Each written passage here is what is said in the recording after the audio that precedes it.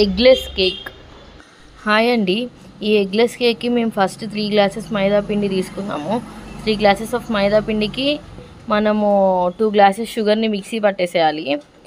ఆ తర్వాత first starting 1/3/4 అంటే 1.5 గ్లాస్ కన్నా కొంచెం ఎక్కువ పాలు అండ్ పెరుగు 2 తీసుకోవాలి. ఆ 2 మిక్స్ చేయాలి. ఆ 2 బాగా మిక్స్ అయిన తర్వాత మళ్ళీ మనం baking soda and ghee 2 add చేసి మంచిగా మిక్స్ చేయాలి. సేమ్ నేను ఎట్లా అయితే చెప్తున్నానో అట్లానే మీరు ఒకదాని తర్వాత ఒకటి యాడ్ చేసుకుంటేనే మనకి కన్సిస్టెన్సీ కూడా మంచిగా వస్తుంది, ప్లస్ లమ్స్ కూడా లేకుండా వస్తాయి.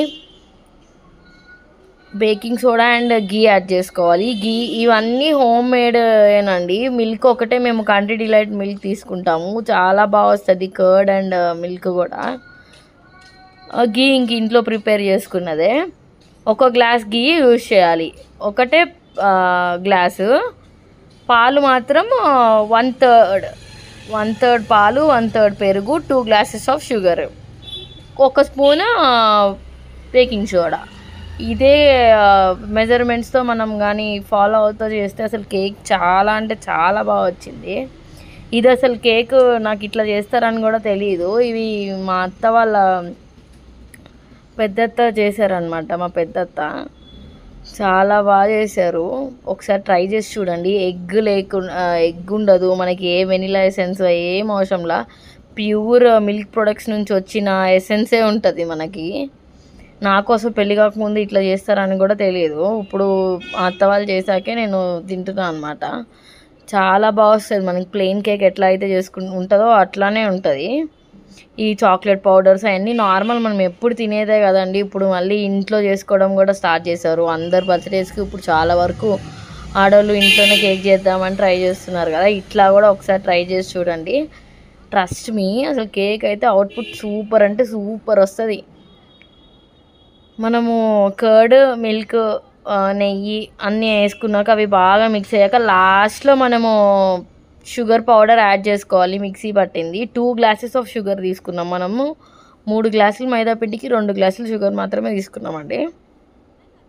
గ్లాసెస్ అంటే పెద్ద పెద్ద గ్లాసెస్ చూసాం కదా, చిన్న చిన్న టీ కప్పు గ్లాసెస్ అన్నమాట. ఇదేనండి కేక్ బాక్స్. ఇది మనకి మేమైతే సికింద్రాబాద్లో తీసుకున్నాము. అది మా అత్త వాళ్ళు ఎప్పుడో వాళ్ళ పెళ్ళి అయినప్పుడు అట్లా కొత్తలో తీసుకున్నారు. అప్పుడు 60 రూపీస్కే వచ్చిందంట. అప్పుడు 500 అట్లా ఉంటుంది కేక్ బాక్స్. దానికి కింద ఫస్ట్ లేయర్ వాళ్ళే వస్తుంది అనమాట. దాంట్లో ఇసుక పెట్టుకోవాలి.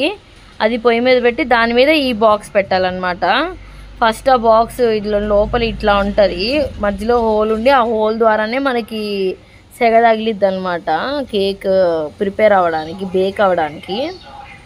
ఫస్ట్ అది మొత్తం గీ రాసేసుకొని తర్వాత కొంచెం మైదా పిండిని జల్లేసుకుంటున్నాము, అంటుకోకుండా మనకి బేక్ అయిన తర్వాత ఈజీగా పైకి రావడానికి. మంచిగా జల్లేసుకొని దాంట్లో ఆ బ్యాటర్ మొత్తం ఫిల్ చేసేసాము.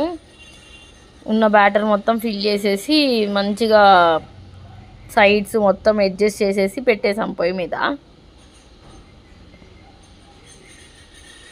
అదిగోండి ఫస్ట్ శాండ్ పెట్టి, శాండ్ ఉన్న ట్రే పెట్టేసి తర్వాత దాని మీద ఇది పెట్టాము.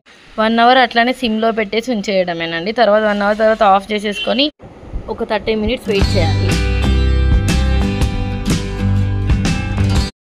నెక్స్ట్ ఇంకా మనం 1 అవర్కి స్టవ్ ఆఫ్ చేసేస్తాం కదండి. ఒక 30 మినిట్స్ వరకు దాన్ని ఏం చేయకూడదు. 30 మినిట్స్ తర్వాత నైఫ్తో సైడ్స్ మొత్తం కట్ చేసేసుకోవాలి.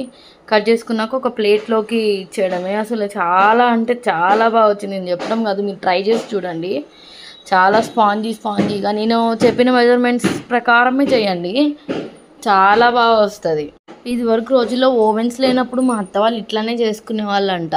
అప్పుడు ప్యూర్ మిల్క్ అవన్నీ దొరికేవి కదా, వాళ్ళకి బర్రెలు అవన్నీ ఉండేవి. అవన్నీ వాటితో ఇట్లా చేసుకొని తినేవాళ్ళంటండి. అదే మాకు ఇప్పుడు చేసి పెట్టారు. చాలా బాగుంది.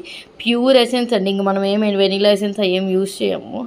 Thank you for watching my videos అండి. Do subscribe my channel and follow me for more videos. Bye. Have a nice day.